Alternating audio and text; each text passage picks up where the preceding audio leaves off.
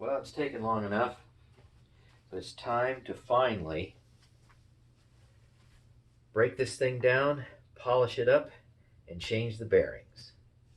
So let's get started.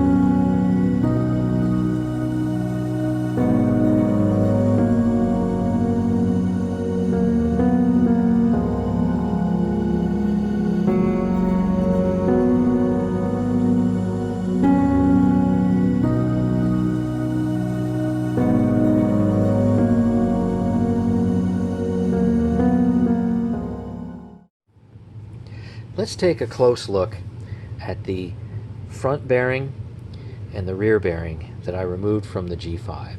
So this is a 6200 and this is a 608.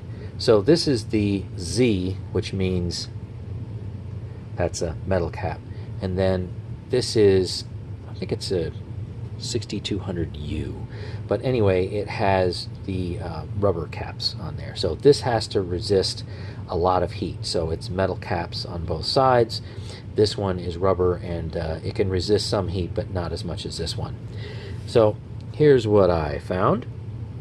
And this is something that doesn't surprise me a whole lot. There, see how that spins? That's bad. It shouldn't spin really at all. And it's the same way on both sides. So grease, yeah, there's a tiny bit there, but not really. Yeah, this is not what you want. And also it's vibrating. It acts like there's a little bit of grit or sand in there. So you don't want it to do that. That is actually a bad thing. This is what I normally find in, say, 15 to 20-year-old vacuums, even that have had, say, light use. And yeah, you need to either repack or replace the bearings. It's kind of typical. Here is a brand new bearing right there. And see what happens with this?